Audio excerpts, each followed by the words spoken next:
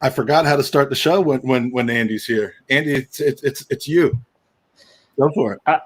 You said I was demoted. Hello and welcome to the Gooners Pod. It's weird that there's all four of us, and then we got the Welsh superstar Jace with us. This is strange. You know, when the planning process for this podcast started on Thursday, the very detailed, the writers start to get together. They have meetings. We're like, it was after Thursday's game, and no one felt like podcasting after Thursday's game except for Mike on his channel. But we don't like to really wallow in our sorrows except for when we have Jason Davies on. And the backstory is, I think season 2 of our podcast, either the first or second time we had on, we were trying to do a regular podcast, big guest from a massive pod, and great guy, and then the next one we had Jason on, and it just evolved into this who I hate fest, which is probably one of the funnier things that we ended up doing because it wasn't planned. So now we've planned it and we're going to do it. And it's probably not going to be funny at all, but yeah, we're going to start off with Owen. Owen, can I also just say for a second, Mike, that I put into our group text because you're like, why can't you ever pod? And I said, I'll happily pod, and I forget the date, which was literally the day after the last Arsenal game, and no one picked up on it. I was depressed. Get the fucking head. Didn't you say I think it was the Europa League final? You put that it was May 28th or something. I'm like, I put whatever the official. I didn't think we were making that, Mike, so I just put the official last Premier League game, and I was like, that's the one I'll pod after. And then Mike made a comment, and then I made a comment, and then it just went dead. And I'm super bummed no one picked up. Crickets, my friend. Well, welcome back to the world of podcasting, just in time for Arsenal to take the worst shit that it's ever taken in recent memory. But your return coincides with the return of Jason Davies. Welcome back, buddy. How you been? How you feeling about life right now? It's within a Datsun. I knew that was going to come up, and I knew it would be Craig that said it. Well played, Craig. Craig, what's up? So, Jace, how you been? How are you holding up? My favorite YouTuber. Do you know what, boys? I don't miss podcasting, but I do enjoy coming on with you bums. It's just, it's car crash entertainment every single time. That's what we're trying to be. That's great. Some people are like, oh, you're going to be a one-hit wonder. We want to be that. If there was a movie poster, it would our tag would be car crash entertainment. That should be like the some podcast or some. TGP Media is too obvious. It should just be like Car Crash Entertainment presents the Gooners Podcast. Because I always listen to you guys on iTunes, I've never seen the credits of the show before. So I've never seen the opening titles. So I thought I was on an episode of South Park. Okay, thankfully, Owen's got the handbrake on, in the Datsun, as Craig says, so he's not crashing, thankfully. You know what I mean? But it's just, it's carnage every time, lads. Carnage. Hey, and unlike other podcasts, at least he turns his camera off when he starts jerking off.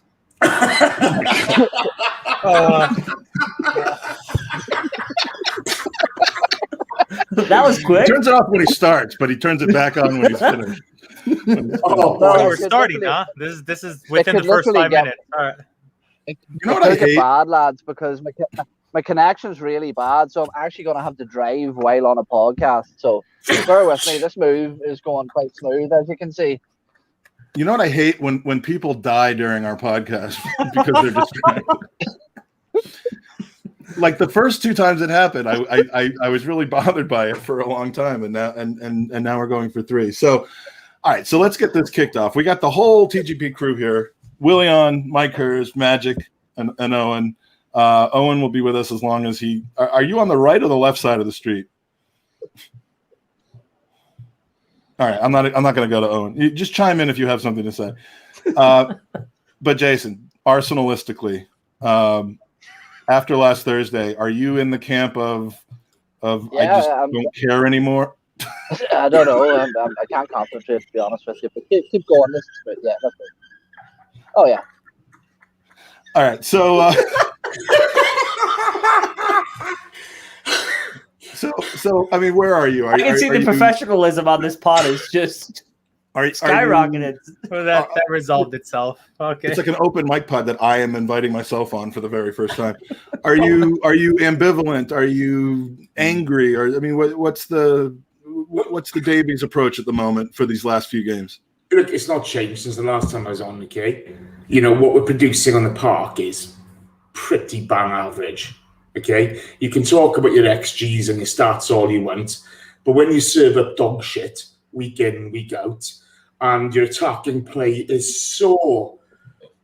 It's just so fucking bland, it is, you know? People try to talk about Arteta being brave, playing out the back.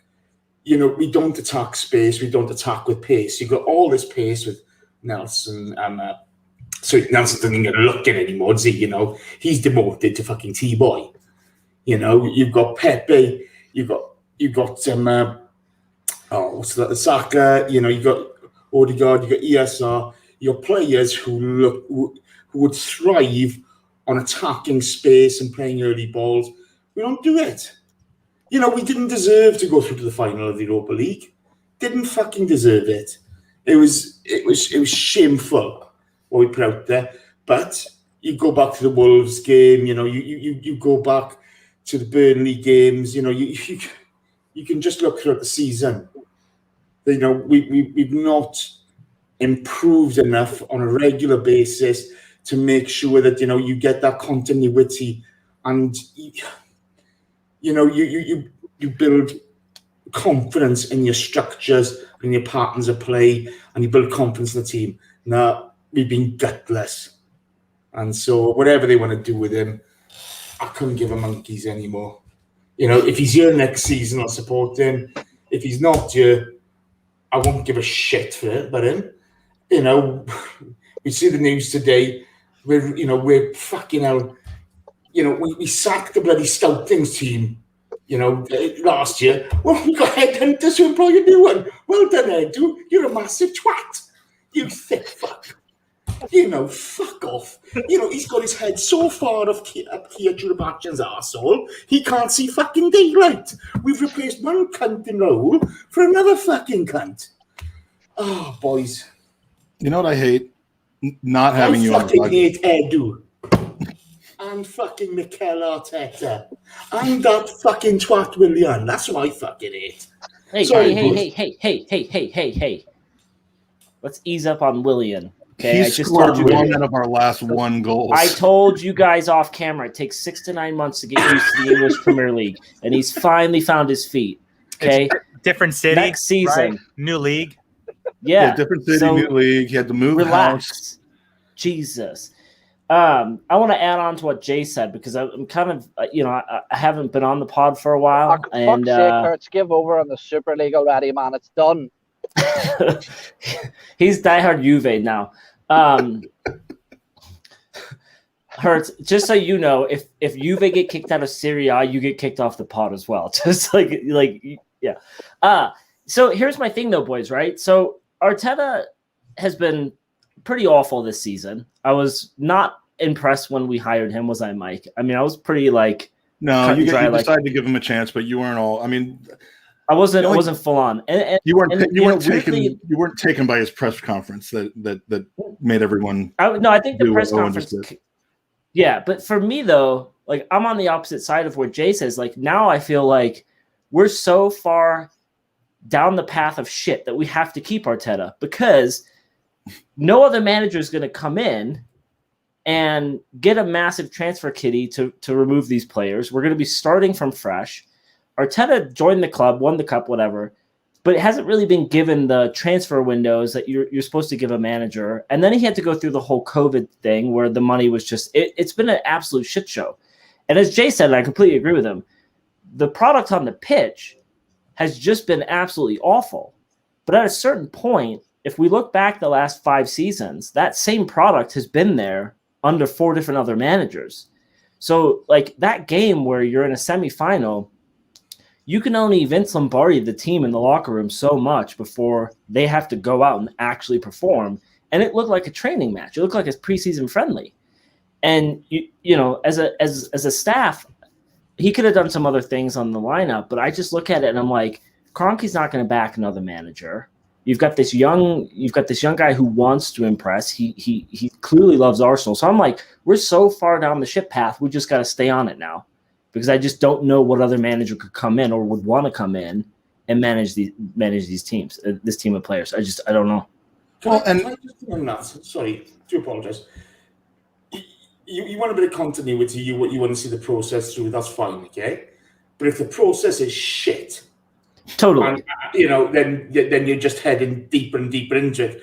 But the big thing is, if you look at this guy, you got 10, 15 minutes to go in a European semi-final, and who'd he take off? Aubameyang. Yeah. But you know what, though, Jace? Like, that's what I mean. Like, there have been decisions within the process of Arteta. The Aubameyang thing, the only thing I can think of is if they had, like, because he was really sick. And we saw when Kolo Touré got malaria back, 10 years, 15 years ago. It took a long time for him to get back. And I get it. And I'm not disagreeing with you. And then to Czech's point here, like, Arteta has been given a lot of money. And granted, like, I think the signings that we've made under Arteta have been decent, but that doesn't make up for the decision making on the pitch, off the pitch, right? What he's doing in and out of matches. But I just don't know, like, bringing in another manager, I don't feel like we're going to pay him out and we're going to, we're stuck with him. So I'm just like all in. I've thrown the chips in. It's like, we're going to have him for at least another season or two. You are the first person in Arsenal world that I've seen who's actually gotten more entwined with. Because Mike, I have no faith in KSE to do anything other than I'm like, we might as well just fucking embrace it at this point. You do. They replace him with Chris Carpenter. You know what I mean? It'll all be fucking over then. It's the what is it called? The syndrome when the kidnappers start falling in love with Stockholm syndrome. Yeah, exactly.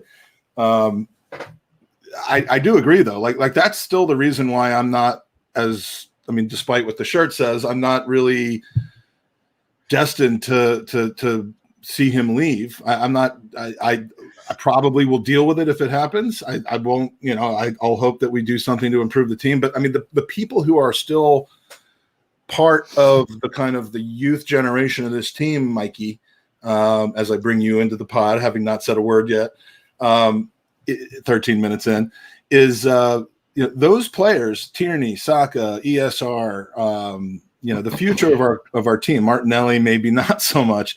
They still seem to really be playing for him.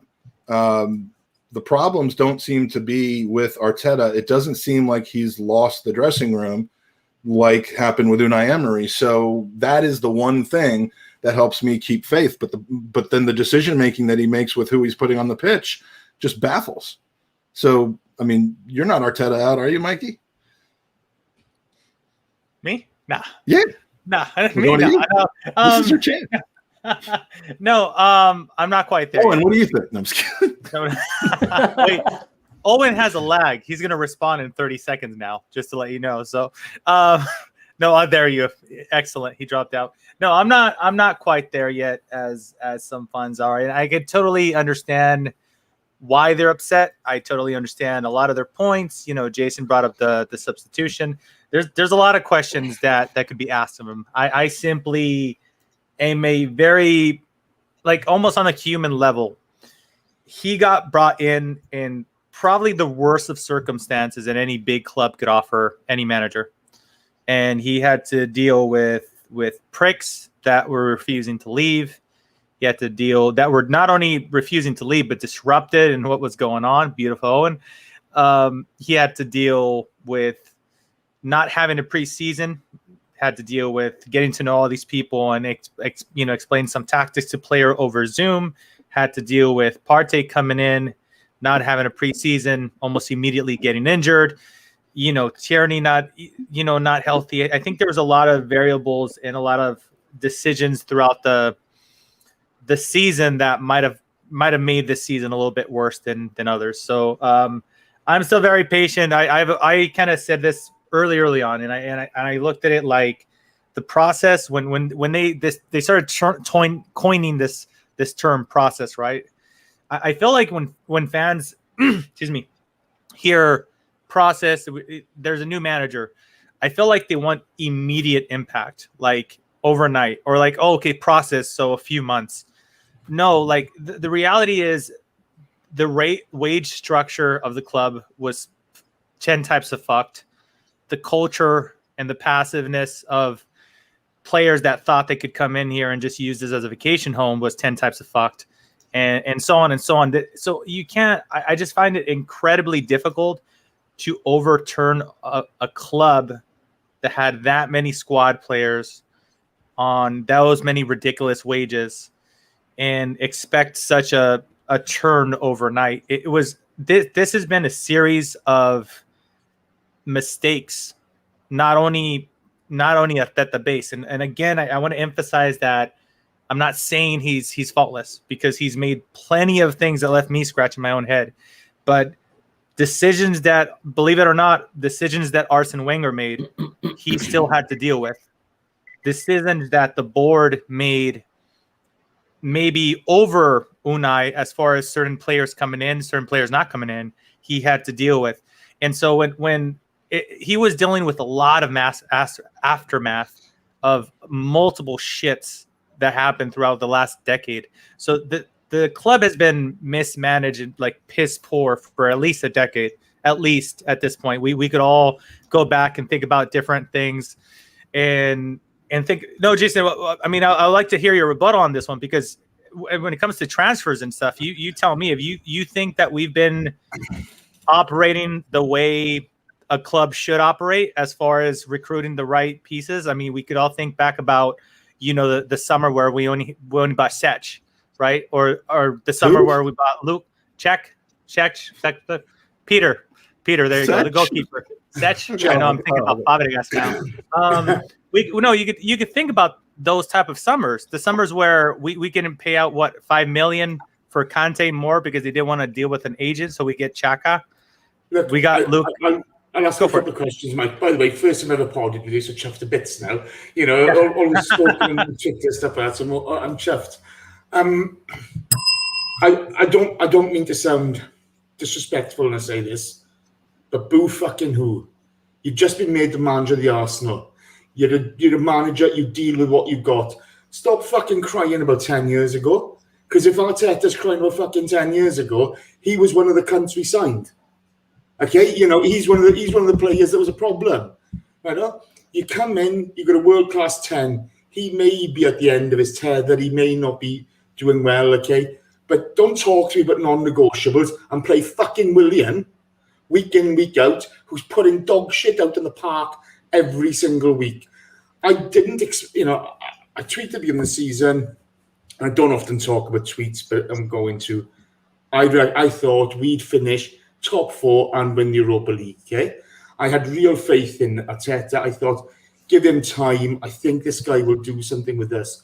That's all we've seen is stagnant football. You want to talk about injury problems? Fine. We've had some really bad refereeing decisions as well. They cost us games. And I'm not going to ignore that.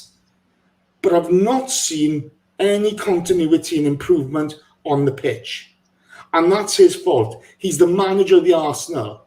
Now, there's a whole host of things going on in the background with the Cronks. We know that, okay? But you're manager of the fucking Arsenal. Get a fucking pair of bollocks, play with some fucking ambition, and start attacking teams, okay? None of this bullshit of going up, 5 yards, passing back 3 times. He's trying to play this meticulous game, which he doesn't have the personnel for. Well, if you're such a great coach, put a fucking package together, set up tactically to make the most of what you've got. Play with some fucking ambition. This is sport. You're in the Premier League. You play in Europe. You play in the biggest stage in the world. There are people dying all over the world from fucking COVID. There's fucking people losing their jobs all over the place. And we're pissing and moaning. There's some terrible decisions Arsene Wenger made. Fucking hell. Guys, we're the Arsenal. You've got to have a bit of ambition. You've got to have a bit about you. You've got to fucking see the potential of what you've got, not the drawbacks that are there. Yes, we know bloody Xhaka, he's got the movement of a tank on one bloody wheel or whatever he is, but he can pass a ball. You've got young talent in Reece Nelson not getting a game. Balogun, okay, he may not be ready yet, but at least give him 10 minutes in a meaningless game at the end of the season. There's too much there that we're not taking advantage of what we've got. That's all I hear the people talking about how shit their squad is, how this, how that. That Villarreal team was fucking crap. Yeah. That's the most inexcusable. The approach to that game, the first leg specifically, is inexcusable. I think we saw Owen drive by your house, by the way, outside with the cars out there. But it's a massive. It's just impossible to imagine how this is going to change next season. Yet I'm with Andy in that we almost to have all these players start over again. I know it has to happen, but it just I can't see it. I can't see it. I don't want it. I want him to succeed. I want there to be like a long-term. I don't want to keep chopping and changing every 6 months. And I'm going to take longer than most people to get to the point where I'm like, anyone else would do better. That's how I eventually got with Arsene Wenger. I'm sorry. Well, there was a question. I'm jumping in, but probably because of the delay. And let me know if my sound's shite because I'll drop out. But that's the biggest counter argument that I'm hearing is that we don't want to become a chopping and changing club, and that the other one is if we let Mikel Arteta go, does that solve all our problems? I'm sorry, but neither of those excuses are valid. It doesn't. There's certain standards that have to be met, and unfortunately for Mikel Arteta, finishing 9th or 10th or 11th in the Premier League and getting knocked out to a poor Villarreal side is just inexcusable. Somebody's head has to roll, and unfortunately in the football business that's often the managers. I've often said as well that as a collective we criticise our squad, but when you try to criticise anyone individually, everyone's quick to jump to their defence. And for me, yes, the squad isn't ideal. It's not a good enough squad to get us into those sort of, maybe even arguably top 4, I would say, but it's still better than it is, and it doesn't take away from the fact that Mikel Arteta has displayed a tendency to make very silly errors at very costly times. Like, maybe you have mentioned this already, but who the fuck in their right mind takes off Pierre-Emerick Aubameyang when you need a goal? It was just absolutely insane. And to put on Eddie and Nketiah, I don't get this. I understand that Balogun and Aziz, whoever you want to say, were playing in the under-23s, but why the fuck is Eddie Nketiah on the bench and Balogun, after signing a new contract to commit, is nowhere to be seen? It's just his decision making lacks sense, and at this point, I think it reeks of somebody in desperation trying to tinker and hit lucky again. And even with his interviews as well, he's starting to sound confused and disorientated. And for me, it's just I can't see him pulling his way out of this here. So for me, especially with a club in the fragile state that it's in at the minute, another year of this, and that could be the end of Arsenal as a top flight sort of team, at that top end of the table. So for me, it needs a stable pair of hands at the minute, and Mikel Arteta unfortunately isn't providing those. Well, there was a question that came through from one of our super users or super chat, and the question was about Rafa Benitez. And Mike, I'll go to you first. Thank you, Andy, by the way. Would you go? Yeah, and thank you, Andy. And everyone should know, right, that all of our donations do go to the Gooners versus Cancer charity and foundation that we've created. But would you sign Rafa Benitez? And he upped his game with a second question, so we unnecessary but appreciated and going to charity. So sorry, we just lost Andy, but he's basically going with the question of if I would take Rafa. Yeah, no, you're. Oh, he muted us for a little bit. No, sorry, my dog's barking. No big deal. The question was just essentially if I would take Benitez. Yeah. Yes. Or could he do better with the same club with no other backing or changes? Would he have done better with this club than Arteta did, or could he next season? Look, I think. Fuck, talk about pissing off Jason right now. Welcome, mate. Welcome to the Mike Hurst show right now. I saw a comment earlier and it said, "There's no doubting that on paper this squad is better than 10th." Absolutely. We didn't have this fucking squad all season. Partey was out the majority of the season. Tierney was out the majority of the season. Luis got freaking got a red card for literally like fucking flicking somebody's freaking ankle, whatever it was. Like we did not have Aubameyang. Aubameyang spoke, right? He had a brilliant interview where he spoke about just his personal battles this season, right? And I'm sorry, and I totally understand where Jason is coming from, where other places in the world and other parts of the world, shit is way more hectic than the UK here in America. But for Aubameyang to say, dude, I go from seeing my family every single other weekend to having what seems to be a near-death experience for his mother, then to be getting sick, and for us to be like, well, fucking A, what are you crying about? You just need to play football. I think it's a little harsh. I mean, as a human being, I find it difficult to just say, hey, just quit your bitching. I find it difficult, to be completely honest. Not that that's Jason was not saying that, mind you. I'm just saying, throwing this out there for people. Well, no, there's that mentality. There's that common thing, like you're being paid millions and millions of pounds to play football. Real life does matter, but I will say, as a counter argument, real life is happening all over the world. I mean, Allison lost his father in an awful accident, and that came on a bad run of form for him, and it's part of life, and I like to use those things as excuses for being more patient, but at some point, where is the point where you're like, you know what I hate? Arteta has range. So to answer your question, I wouldn't mind Rafa Benitez, by the way. Go ahead. So here's the way I see it, right? Like, we've gotten worse since Emery left, and our squad has actually improved by player, right? So Gabriel was purchased, Partey was purchased, Tierney was essentially given the time to become an Arsenal member and get embedded within the squad. We got Odegaard online. We saw the rise of some of these younger English players that have come through with Saka, Smith Rowe. So yeah, we've gotten worse, and that all points to Arteta. But as Soph just said in the chat, or I'm assuming it's Soph or Amanda, Arteta's not going anywhere. So we can all wish him out. But as Andy just asked, let's talk about the variables that could change on the pitch, right? Like, we played Xhaka at left back. Did we need to do that? Right? We could have put Saka at left back and not left Partey fucking a man alone in the midfield in the second leg against Villarreal, where we actively have made Partey look dog shit this season, because we basically just said to him, just be the central midfielder and defensive midfielder for the entire match and get no support. Where you could have had Saka go to left back and had Xhaka jump into the midfield and support Partey. Right? Like, that we've seen that partnership work. So, to Andy's question, there's so many variables and questions where we scratch our heads with Arteta and go, why is he doing this? But we're going to have that for a minimum until Christmas next season, unless we see a big turnaround.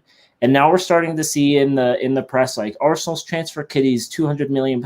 Bullshit. They want season tickets renewed as fans go back into the stadium. So it's frustrating. But again, Rafa Benitez is going to want to come in and have a huge transfer kitty. He's going to want to be able to change the squad the way he wants it. And I just don't see the Kroenke administration agreeing to that. And I also see Kroenke administration looking at Arteta as a coach, seeing what's happened with the squad, giving this season a complete wash, and looking at their other franchises that they own with young coaches and saying they'll turn it around. They'll find their feet. I don't think it's going to happen. You know what I hate? Not having scouts. What is the deal with the scout situation? The news today is that we're hiring scouts again, or we're looking for scouts. Why aren't we hiring that guy from he used to be like West Brom something or another, and now he works for the FA and he's coming Richard to Garlick? us. Oh, Dick Garlick? Yeah. Dick Garlick is something that I own. I have some, and I'm hence why I mixing it said with an Richard. Chianti tonight for dinner. Exactly why I said Richard Garlick. I didn't want to trigger Mikey there. Sorry. I just heard that like an hour before this podcast. So what's the news? Bring me up to date with that. I don't know if anyone else knows. Maybe the scouts were shit. Maybe those scouts were shit. I don't know. Look, So apparently it was Edu's decision to get rid of the scouting network. That's what's been floated in the article. I know, and they've now got a team of headhunters in to replenish these scouts across Europe, etc. As to the actual truth behind it all, we don't know. But when you get rid of an established scouting system, how many big young names do they ever bring out? Do you know what I mean? You're normally bringing through players to sell on, etc. But I'll tell you what Arteta should be concerned about. We're having Kroenke out protests at the stadium now when fans are back in. Okay, if it means taking the pressure off the Kroenkes, Arteta's arse will be in the cannon being fired out of the stadium. They'll get rid of him in a heartbeat if it means taking the pressure off themselves. You always expect, you've got a young man, it's first-time manager in Mikel Arteta. You've got a first-time director of football, second-time director of football, coming from Brazil. He was a director with, I can't remember the club, but then the Brazilian squad, now at the Arsenal. You're always going to get mistakes, but, it just seems as though, they've let the kids loose in the cookie jar. And you look at what's happened on the pitch. You've seen more structure from this team for a lot of the season, but he's dulled out. Thanks, Corinthians. Yeah, I wasn't going to remember it. But he's dulled our attacking edge. To be fair, you look at what we put out in the park. It's been far more structured and it's been far more effective a lot of the time than Unai Emery's Arsenal. But we've just fallen off a cliff when it comes to actually turning games, winning games. And you can talk XG and stats all you want. The only stat that matters is the scoreboard at the end of it. Now, we really need to invest in this midfield. You need to turn over some players there. Our highest scoring Arsenal midfielder this season is on loan at Newcastle. Now, it's not to say that Joe Willock is the answer, but he could be part of the solution. Joe Willock to me would be a good squad player, somebody to come in like he was last season. But you haven't even got that option anymore. There is. You wouldn't sell him at this point? Like clearly he's in a purple patch, which I love that expression. But he's in a purple patch. But we know how good he is and how good he isn't, and we think we do anyway. At least inside the Arsenal construct. So. What is he, 22? What is he, 22? You don't have any outlay on the boy. You don't have any outlay on the lad, okay? We need an 8. He's a perfect 8. You've got a couple of 10s there, You need a couple of 8s and you need a couple of 4s. You need those 2 holding midfielders. You've got one in Partey who can get up and down the park.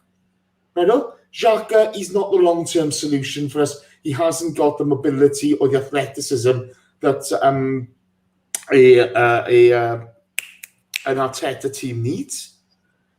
We haven't got a Kevin De Bruyne coming through anytime soon. So, why are you selling young talent that's costing you, that you've already invested time and effort in, where you can mould that to exactly what you want? Whereas, even if, look at Pepe, we spent £77 million. There's no consistency there. There's no consistency there. There isn't, and Jace, to your point, setting out a player on loan is exactly for this reason. Yeah. For us to figure out what he has and where he's best placed. And, hopefully Mikel Arteta and Steve Bruce sit down and have a conversation and say, how was he in training? Where did you best deploy him? Because he's clearly making an impact on a very shit squad. Do you think we even he's track our single-handedly players on loan? Yeah, absolutely. Wouldn't it be so Arsenal to not even go watch their games while they're on loan? But he's single-handedly turned around their season. But the thing is, okay, so we didn't get many goals from midfield last season, and the only goal-scoring midfielder, you sent them out on loan. Whereas you could have given them 20 minutes here, bring them on there. There's all sorts of opportunities to give these guys games, but no, we're playing fucking Willian. Jason, but you don't think Willock got an opportunity before he got shipped out on loan? Because I saw him play a lot of 90 minutes Europa League games. I saw him start in the league. In my opinion, he got way more of a chance to Nelson, for example, if we're like, it's a great move, Johnson Nelson, yeah. Yeah, so I literally I don't feel. Sometimes I feel like maybe you just have to get away from the club where you're at, and so you could maybe feel liberated because he wasn't playing this well for us. And I'm gonna say something that might sound like a joke and say maybe because Arsenal he might have found his level. I'm gonna say, and I'm well aware of the season that we're having, but he feels comfortable there. Look, Theo Walcott, for better or worse, he had slight lift when he went to Everton. And so in this, hey, Mike, here you go for your segue here. You know what I hate is people that said that Nelson didn't get a chance in the sense that, sure, he didn't get minutes, but he got opportunity and he was told go out on loan. Nelson could have had the same career path that Joe Willock is having right now. But he's like, no, I'm going to sit here and try. So, I mean, props to him for trying, but he would have helped himself and the club if he would have just accepted that potentially going out on loan, getting some extra minutes, would have been beneficial for all parties involved. I really want to come back on that. Okay? And I totally accept your premise, okay? Sometimes it's better to get that fresh start or, be in a different environment to allow you to flourish. The truth of the matter is, Steve Bruce plays more attacking football than Mikel Arteta. Where if you're selecting Danny fucking Ceballos, who's the biggest show pony I've ever seen in my fucking life, okay? So I would have bought him for 20 million quid at the end of last season, but my God, that would have been spunking money up against the wall, wouldn't it? You might as well just buy Jack Daniels and just go hell for leather. And God love Mohamed El Nene. He's a great squad player, but that's all he is a great squad player. Okay, he comes on, he gives you 100%. I really, really like that about him. But if you want to play attacking football and score goals, where we haven't scored at home in 10 games this season, that's pretty bloody damning. That is pretty damning. That is, you haven't scored. And regardless of the fans in the stadium, we haven't scored at home for 10 games. We've lost 13 league games. If you want to play with a bit of ambition, who are you going to pick? Mohamed El Nene, Danny Ceballos, or Joe Willock? Now, maybe the loan's going to do him great, okay? We haven't got a crystal ball. Maybe he comes back next season and contributes. Maybe we sell him and make money on him. But I kind of don't get it. You talk about Reece Nelson. Reece Nelson's a guy who scored goals for Hoffenheim in the Bundesliga. Okay? And yet we're paying He's shown his upside. Yeah. We just haven't seen it at Arsenal. Yeah. Well, no, we have, okay, but he hasn't been given he's been given an opportunity here and there. You need solid regular minutes. He hasn't had that.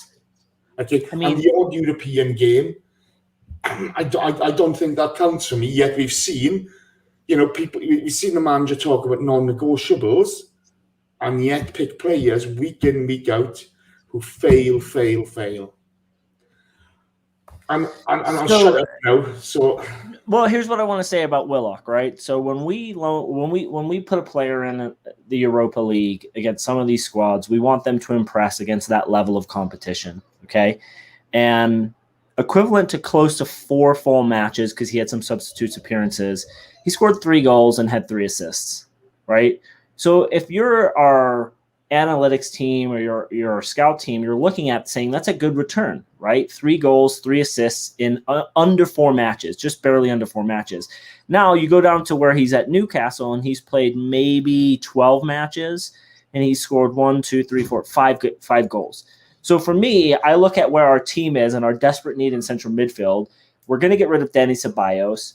Odegaard, more than likely, is not going to come back, right? And I doubt that we can afford to get him full time. So I look at it and say, okay, we're cash strapped. We have a young English player who wants to strive and succeed. What more does the guy need to do, right? Reece Nelson, for me, on the other hand, has had a bunch of managers look at him, has not been consistent with his playing time. He needs what Willock had. Go out on loan where you're going to consistently play 75 minutes or more and prove to us. For me, if Joe Willock comes back, he should be rotated in this squad enough for us to see what the kid's got. Give him enough matches with better players around him.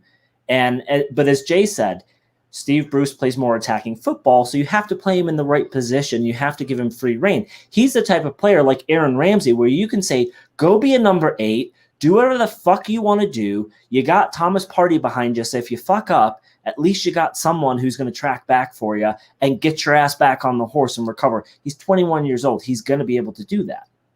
So for me, I say bring him back as quickly as possible. Do you play him? I mean, obviously, next season we're not going to have the need for as much rotation, given that more than likely we're not going to have European games midweek. If you have the opportunity to sign Yves Bissouma, for example, Premier League ready guy who can play in the midfield, does that signing keep Joe Willock out of the team, or Joe Willock, as you say, out of the team? For me, it does, and good. That's why I would competition. You could almost finance Bissouma's transfer fee almost with selling Willock, and I just feel like every time, and I think Peter Renner said this in the chat. Every time a player does well on loan, and it's not often, we look at him and say, or even a guy like Guendouzi earlier this season, like, oh, we kept the wrong guy, or we sent the wrong guy out on loan, and he needs to come back and be in our squad. And then they come back and they're shit. Almost every time, with the exception of Jack Wilshere. And so I like the idea of a loan, but just because they find their level, as Mike says, and perform better with less pressure, where they become the star of their team or one of them, rather than being just a guy with all the weight of the world on his shoulders, maybe it's time to cash in and get somebody Mike, like you have said this, but we could be sitting on another possible Gnabry situation where we have to give him a shot. Like, he's proven enough now at Newcastle when he's come on and played for us that. Do you think he's made the team? He doesn't have a fan yelling at him, good luck making the team, right? So he's mentally got that out of his system, right? I mean, that's what the problem was last season. Is dealing with that. Who would say something like that? Screamed it at him from 3 feet away, right? So so he was scared. Okay. The way I look at it is maybe he's not good enough to be this soccer Emil Smith Rowe, but we got to give him a fucking shot because he's better than 3 or 4 of the current players playing in our team right now. Maybe the move is we do end up getting Bissouma. He's the one that's getting touted left, right, and center, right? I freaking hate transfer season, so I'm not married to him. Quite frankly, anybody that comes in the midfield is an upgrade to me. I don't mind, but maybe Joe Willock becomes our new El Neni, in a sense, right? I mean, he's not 100% starter. He's not going to be the guy that's going to partner Partey going into next season, but if you're looking at value and goals from the midfielder, he has a unique set of skills that Elneny doesn't, right? Elneny, obviously we all know that he's Partey's hero. The man knows how to store a screamer, but apart from that, he's kind of hit or miss, right? So all that said, maybe Joe Willock is our upgrade on our squad player that is Elneny. I think we could all agree that nobody wants Elneny starting a lot for us, right? But for an FA Cup game, a Cup League game, Joe Willock instead of Elneny, I mean, what can it hurt? But Mike, I see your point. I mean, look, as far as you use him like that, I mean, I get very focused on the whole player trading thing because it's the thing that we have been the worst at in the last We've been 10 years. And so we have someone whose value might never be higher, and not 3 million Serge Gnabry type of transfer, but potentially 20 to 30 million that can be plugged back into our club. I mean, he's young and he's raw. He's got a bit of the Zellum in him as far as the way I see his body language on the pitch, and so I'm not saying I don't like the guy. I'm not saying I don't want him to be successful. I just feel like, we keep trying and trying and trying, and then we destroy their value by the end of it, and the guy walks away for free and then gets good someplace else. So enough about Willock and Nelson. I want to switch to another guy who's suddenly become a hotbed of news here. A certain Bird Leno, and I know I'm making Daniel Robert very happy right now, but Bird Leno Andy, we know that you're a fan. I rate him higher than I do Martinez. Yes, and but suddenly he is rumored to be leaving the club over the summer. The club rumored to be ready to let him go. We'll start with you and then go to Jace. But I mean, are we about to just blow up our goalkeeping position again, or would that be a mistake? Again. I mean, where is he going? Where's this news coming from? I mean, it's the usual rumors. It all stemmed from him kind of saying, "I'm open to a new, adventure." / the club and I haven't entered in negotiations, and essentially that's where it kind of just, where there's smokes, there's fire, and there's Bird Leno again. Listen, I mean, any player of his ability and stature is going to make those comments and say he's open. But listen, right? I'm just going to say this about Emi Martinez, okay? Lucas Fabianski, Manuel Almunia, and then there's probably one other, or David Vito Ospina, Minoni. and Vito Minoni, all kept him out of a job at Arsenal. If he was this true number one greatest fucking goalkeeper in the world, according to all Arsenal supporters out there, then those fucking fucktards of keepers wouldn't have kept him out of our fucking starting 11. So don't give me this shit that he's a better keeper than Bird Leno, because you're all a bunch of fucking cunts if you think so, right? That's so you know what you just have to start that with, what I hate, Bird Leno. Do I have to go back and redo it? Yeah. Can you read that one again? Hold on, I'm going to stop it and then we're going to rewind. Loop it. Yeah, start a new pod. So Jace, Bird Leno, good enough for the Arsenal, or and even more important, which is your favorite bird? We have this. Here's number 1, number 2, number 3, number 4. Ladies and gentlemen, this took Mike 6 hours to make. It's just number 4. Well done, Mike. Well done. 5, 6. Thank you to Sebi, by the way, who's in the chat for his Bird Leno. Quality. He sends me one like every week. It's great. Nice. It's like opening the new Sports Illustrated swimsuit edition, but like when it comes in the mail. I tell you what, it hurts you. It's just he's in pieces.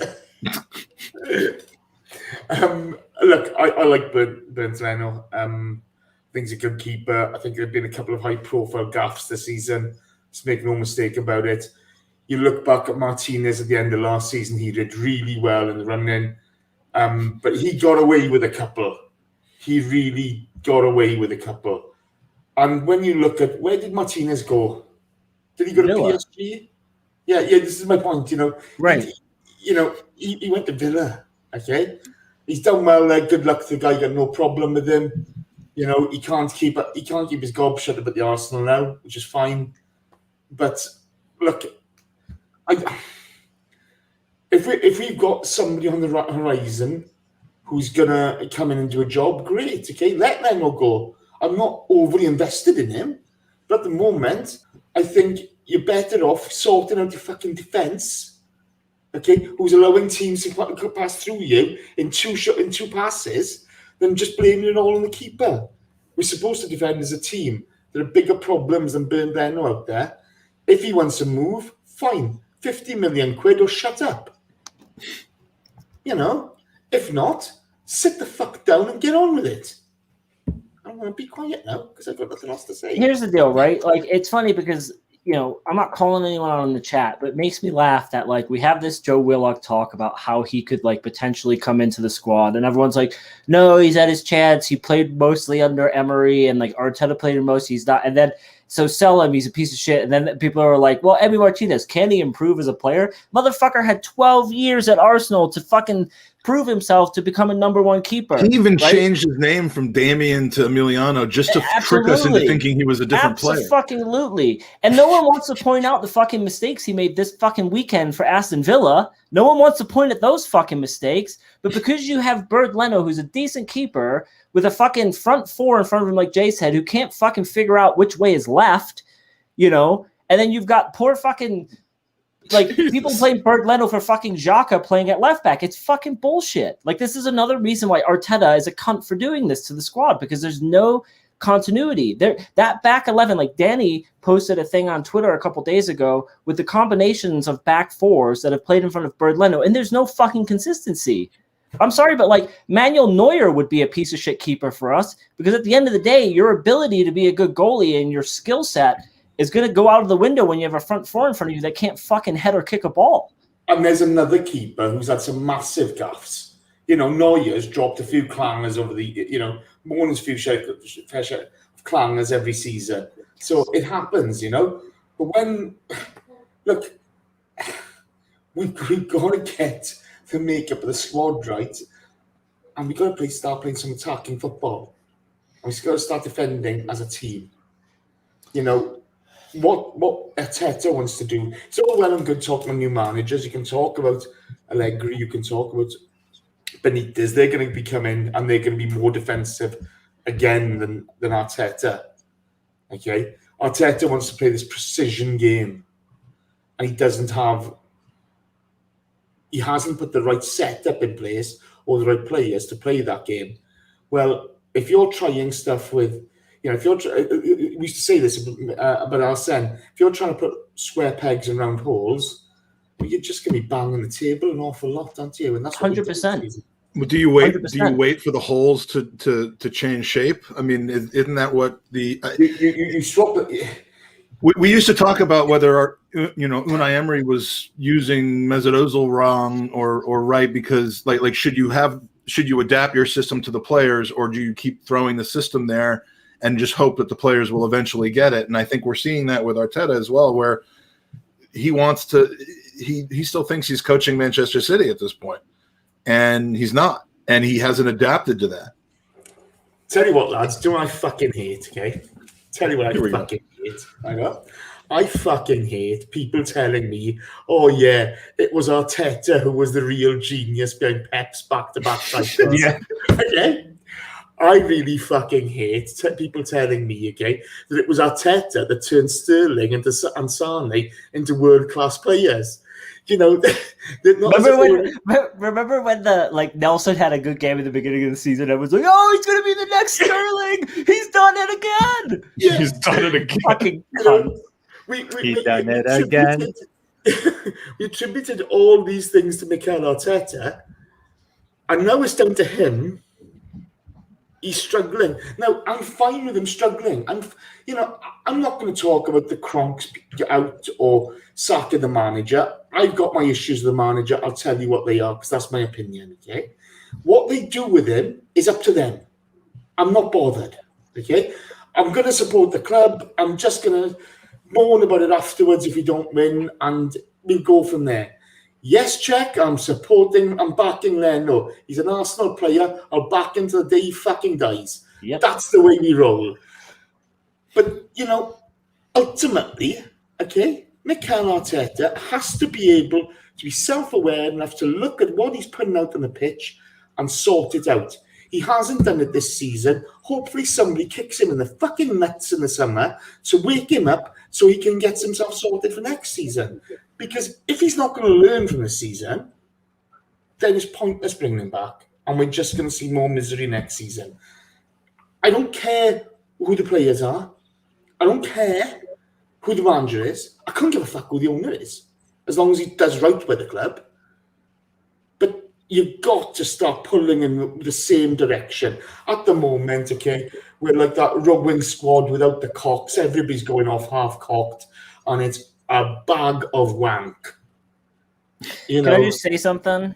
Love that. Jason, I absolutely love you. I like, it's just, you got to come on more.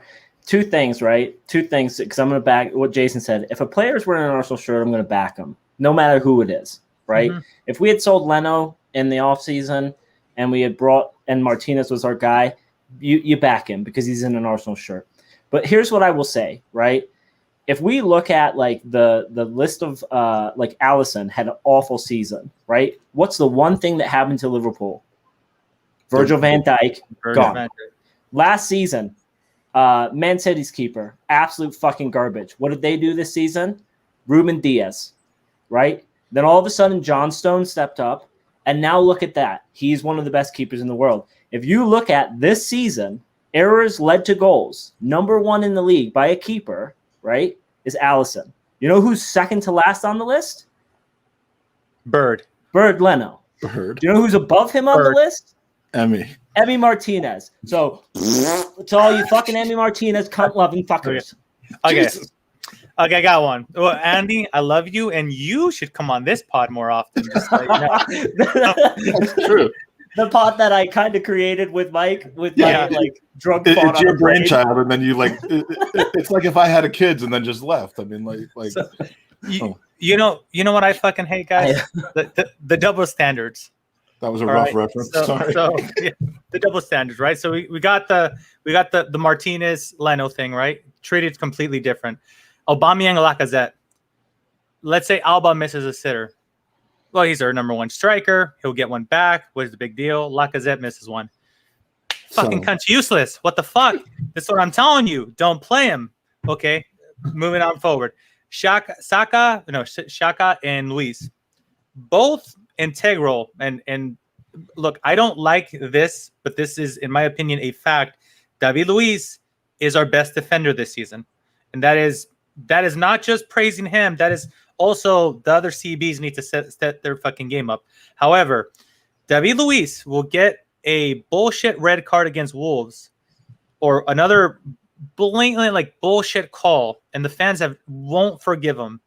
You go to Granit Xhaka and you have a plethora of fans who are like, well, it's only one mistake. It's just because it depends on where he's at on the field. And can we just stop this bias crap that we do as fans where they're like, they try to justify and just completely like baby doll one player and the other player just because it seems to be like the flavor of the month. We're just going to bag the fuck out of him for every single little thing he does. So just kind of piggybacking on the Andy thing, just like looking at the stats, look, goalkeepers make mistakes. You know, the center backs are going to make mistakes. So the agenda-driven way that people look and how unforgiving, how relentlessly unforgiving they could be with one player, and then the other player could do the exact same fucking thing, and they're like, eh. And I always go back to, I think it was last season, it was a North London derby, where they called a penalty that was not a penalty in a million years on Mustafi. I think the guy was like offside or some shit. Okay, it was 2-1 at that point. Then Aubameyang there was a penalty, and Aubameyang got a penalty, and he missed it in like 90th minute. Yeah. And fans were still cunting off Mustafi. How? Didn't like Mustafi have like better stats than Virgil van Dijk last season? Or something? Yeah. And this is why I don't look at stats at all, dude. Zero. I hate stats. I absolutely hate them, dude. To be completely honest with you. Do you hate who hates XG more, me or Jason or you? I'm warming up to. I get angry when someone says XG.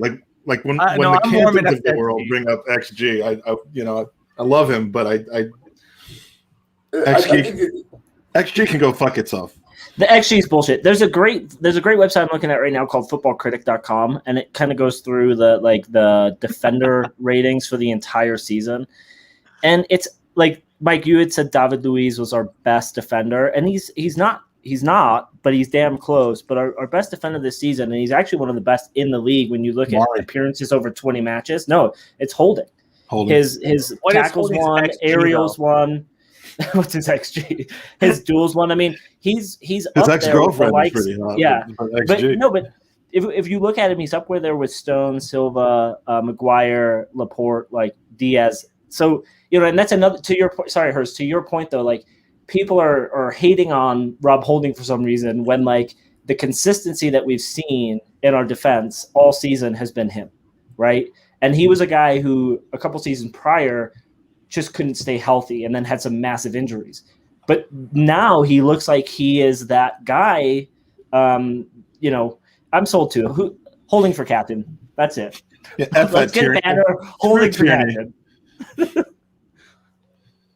Holding for captain. Fucking word. You know what I hate? And I'm going to fulfill a promise I made on Gary fucking Marbert. Gary fucking Marbert. Okay, that rat should have chewed that rat's foot off. I will never forget learning about Gary Marbert from you. and how much you hate him. Fulfilling a promise I made on Tom's pod immediately before this is the video of a guy who I'm not particularly fond of, but he would almost have kicked my ass in this situation. So here it is.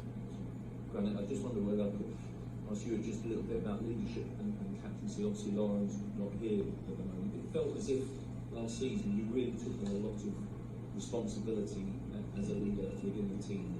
Did you enjoy that? And I guess if it comes to it, would you welcome the opportunity to wear the armband either on a long-term or a short-term basis? Yeah, it's not my first time. I was a captain here. I was before in Germany and the national team as well. Look at that balding, shameful walk up there. I love Mike sits down and goes, "Never mention this to anyone ever," and then just keeps playing it online. Well, I was, first of all, I was covered in sweat. All I had were little brown paper towels from the bathroom, and I was just going through them, wiping my head off, and I was like, "Please don't actually tell anyone about that." And you got all bitchy at me. You're like, if you think I would do that, then fuck you. Like you turned it around on me, and you were angry at me for worrying that you were gonna... You embarrassed this podcast. We were given put us on the map. The high standards of this podcast. Yeah. Jason, just buckle up. Mom and Daddy are going to fight, okay? As Mike walked back, Andrew from the Arsblog just under his breath just went, "Cunt." I thought he was talking about Xhaka. But I mean, Soph was laughing her ass off. That's the height of my moment as a professional journalist. Boys, any chance of another exclusive with Josh? Probably not. Any chance of what? Another exclusive with Josh. Oh, another one? Yeah. I think that pretty much was the moment where they were like, "Why did we let those two? Why was 40% of the journalists in that room with us these guys?" That's why half of the Arsenal backroom staff got fired, is because somehow we slipped through the cracks, and they just couldn't figure out who they did, so they fucking fire everyone. Do you remember when we walked into the Ritz-Carlton in LA, having just been in Denver the night before in that interview, and you see Mark Ganella, and what does he say to you? Do you guys actually have jobs or something? And for podcasters, you guys really get around or something like that. And then Karanki's right-hand man grabbed me. He's like, "What do you do for work?" And I started chatting with him. And then I was like, "What do you do?" And he was just went silent. And I was like, "Don't be a fucking douchebag and pull that card where I'm too important to have a conversation with you, you absolute asshole." You should have told him, "Wouldn't you like to know, bitch?" You know what, Jace? I was being genuinely nice to the guy because the day before he had to pull me aside and was like, "Don't throw the English media under the bus because they, John Cross, you're a fucking cunt, right?" And who's the other guy, Mike? Oh, the guy from the Sun. Mark Owen guy. And then the wonderful and the talented and the lovely James Bench. But James was one. He was great. Yeah, the other two were we were just waiting for the story to come out and how twisted it was going to be. And then the next day, the Sun comes out with wind-up merchant Josh Kroenke's 20 most inflammatory statements. And we were in the room. There weren't 20 inflammatory statements. There wasn't 2 inflammatory statements. You know what? Unless you probably take things up. Eddie probably sacked the scouts because they thought they were supposed to scout you fuckers from stop you from going in there. That's the reason the scouts got canned. I do wonder if there's going to be some sort of a American league this summer for preseason because, as we saw this weekend with the Canelo Alvarez fight, 100,000 or what was 80,000 fans were in the stadium or 78,000. And then, you can basically Mike, have you been to a Caps game this season yet? I went Saturday night to my first one. So I went a couple weeks ago to the Avs. So I'm wondering. Pay attention to our Twitter feed, but now there's 2,000 people in a 20,000 place arena. Here in Colorado, I think we had 5,000. But that's what I'm saying. I'm curious if the teams look at the U.S. and go, okay, well they're partially open, which is better than nothing. So we could head over. But then I think we're on the red list for the UK at the moment for travel. So maybe Arsenal are not coming. They've already The US are on the amber list. Yeah. Oh, they're on the amber list. It changed. No, you haven't been on the red list. When am I able to visit Wales? That's what I need. Anytime you want, fella. Anytime you when am I want. legally allowed to go? But I'll get the beers lined up. We'll have to put you in quarantine for a bit. You know, hold you down. We can bubble together. Oh, hey, bubbling. I've got now when Jay says quarantine, he means he's going to put you into a very dark room with some lotion.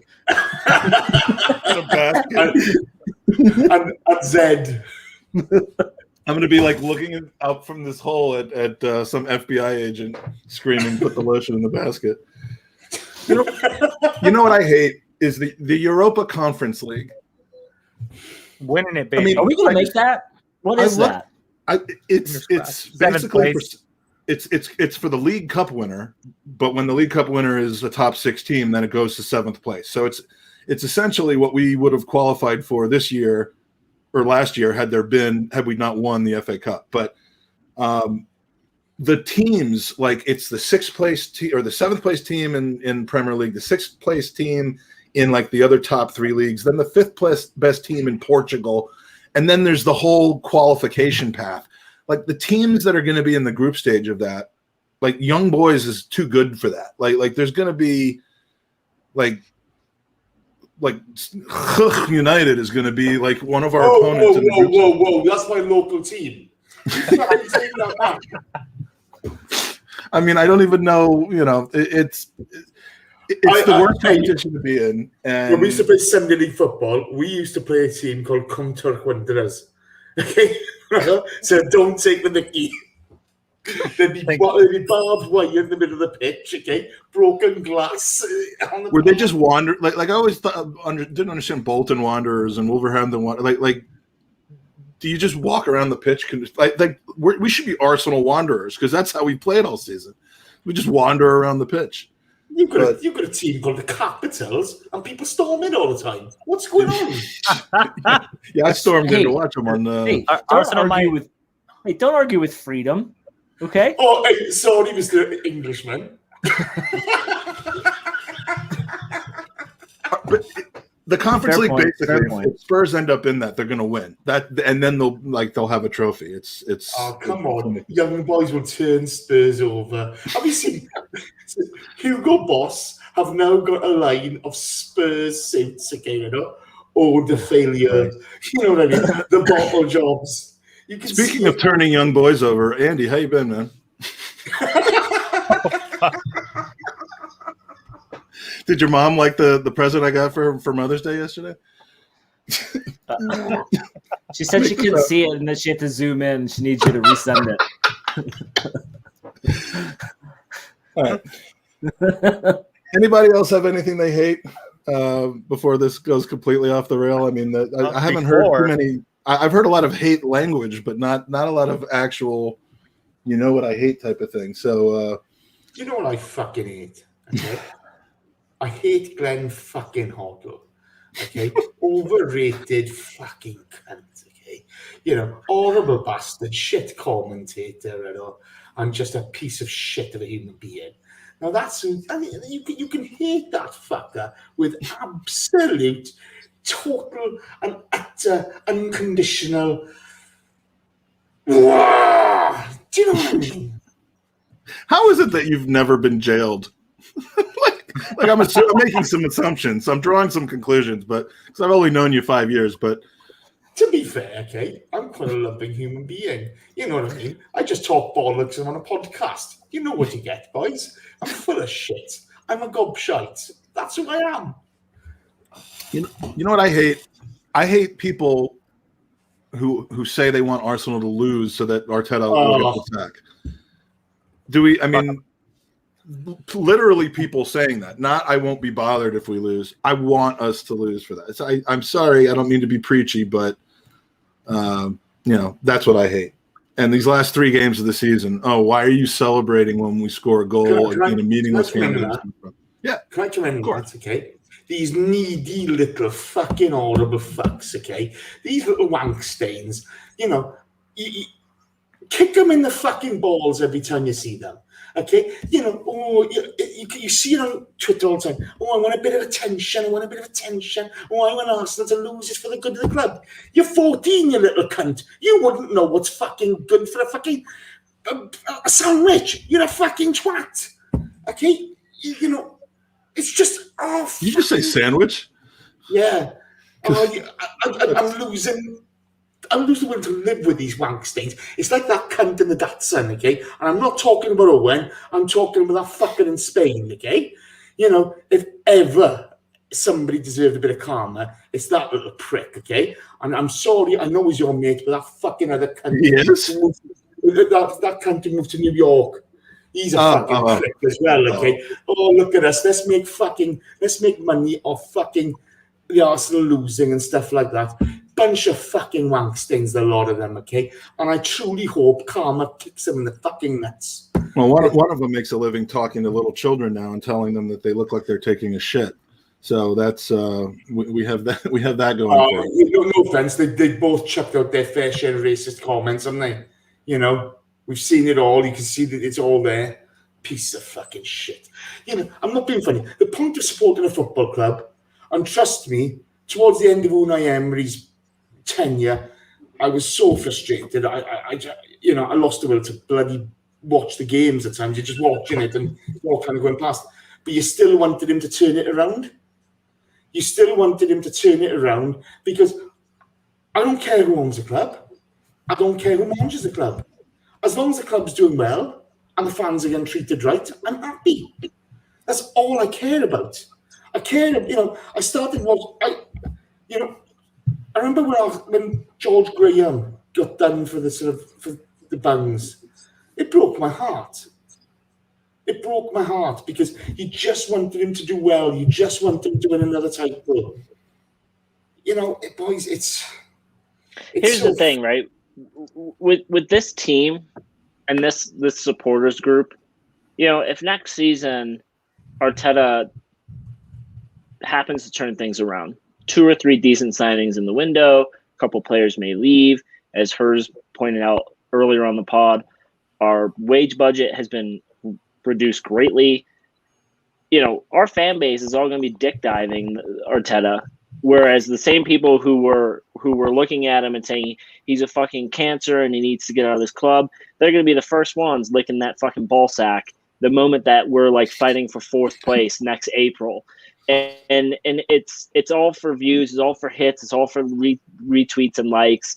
You know, Mike, I remember when you got into an argument with that fucking Wallace and Gromit looking motherfucker with big ears because he said that was the worst day of his life when we lost away to Leeds or some shit. It's like, dude, we lost to Man City away, and then like the bus broke down on the way home, and it was the worst day of his life. That wasn't the worst day of your life because you haven't fucking lived because you're 16 years old, you absolute fucking bellend.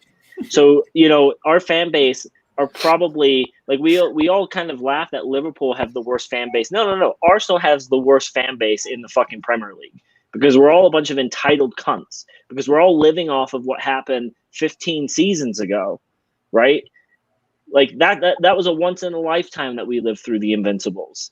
No other team during our lifetime is ever going to live through that. It doesn't matter how much money Man City, Chelsea, Liverpool throw at it. It's never going to happen again. And the closest it will ever happen was probably last season with Liverpool.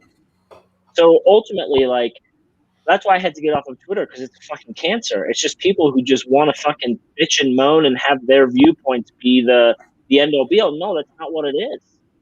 Like I still dive in all the time, and I'm going to change Twitter. I'm going to win. I'm going to win Twitter. I'm going to get it to be just. There's also some hilarious comedy on there, though. I mean, like there's great comedy on it. Some of the banter. It's a thing, okay? If you look at this club in '89, I mean, we all know about '89. We all know the story, okay? No, tell me what happened. What happened in '89? You fucking parents. I don't remember that. But you never talked about that before. You go to the home of English football at the time, and you win a title. Okay. I should have said that.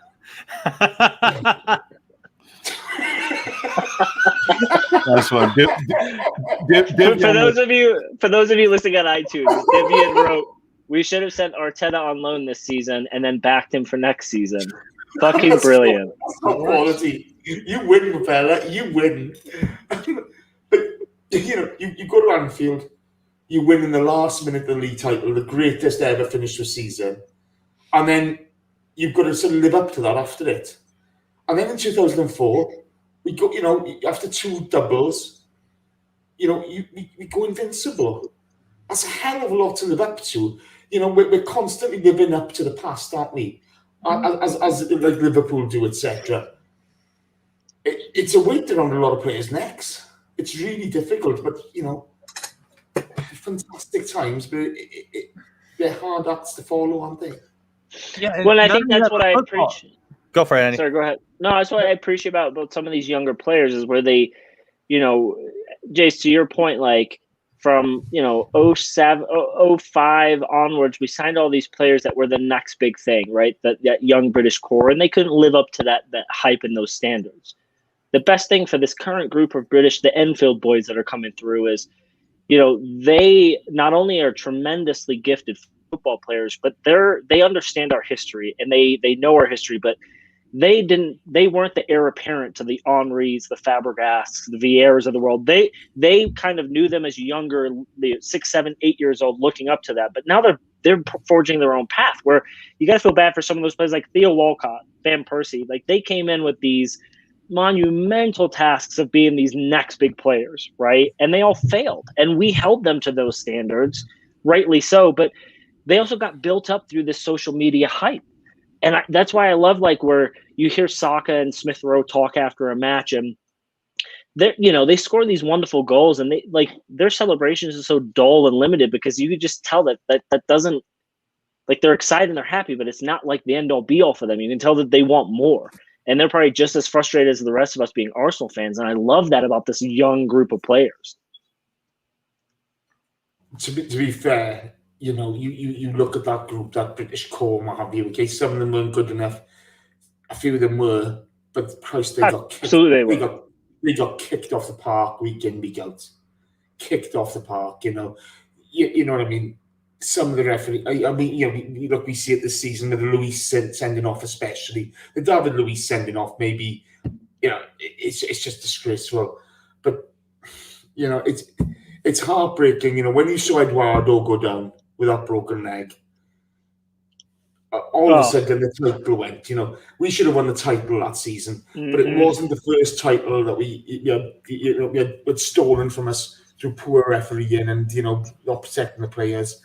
You're probably looking at 2 or 3 titles left out there because teams are allowed to kick us off the park, and it's wrong. But I'm going to shut up. Sorry. No, what I hate. You know what I hate? I hate having to end podcasts, and I'm not very good at ending them.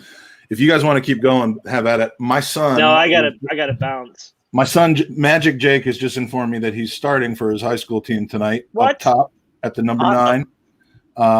So I got to head over and watch the game. It starts in about 45 minutes. So send us some vids. I will do that. I will look for some clips, some hot clips. Of him scoring Olympicos, and he's going to get a double overhead bicycle Rabona tonight. Cool. Or he's out of the house. So, look, man, there's a lot to hate. I hope we got it out of our system. These kinds of vent fests are needed every once in a while, and then I go back to talking about all the things. I go back to 8-hour red wine podcasts in the middle of the night that I have no idea why I did that. Andy, did you ever envision this podcast getting to the point where anyone would join me for an 8-hour podcast with me being 3 sheets to the wind?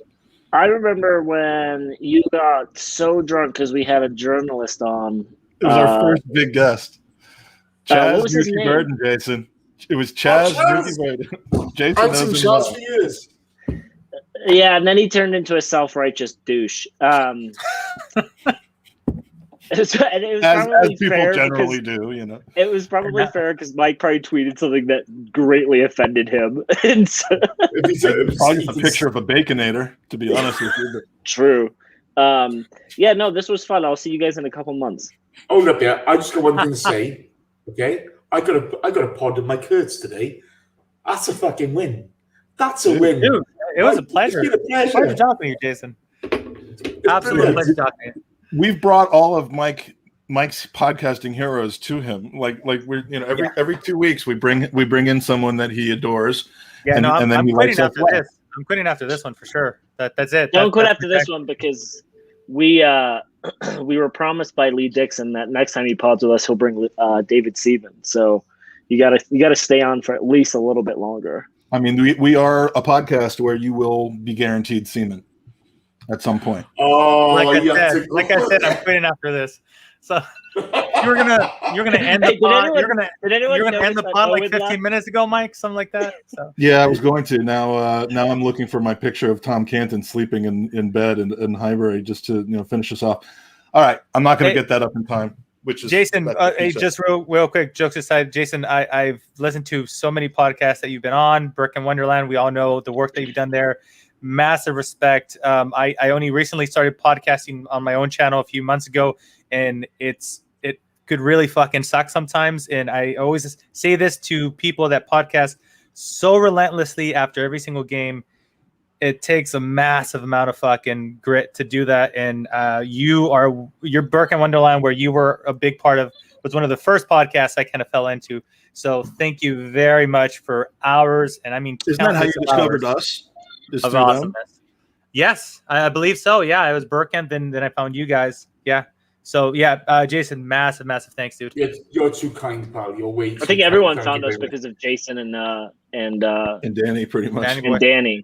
Yeah, I love when people talk about podcasting like it's like surgery and like when we start big upping ourselves for having the grit and the determination to do what we do. I love that. I tell you one thing.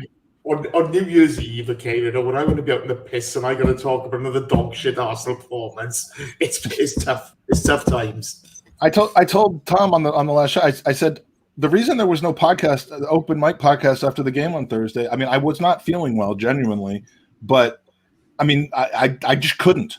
I couldn't. I was so angry, and I didn't want to dwell on it. I didn't want to, bathe in the loss. I mean, I wasn't ready yet. A couple days it took, and then I was like, all right, I can use gallows humor and do that. But yeah, I do have to change my shirt.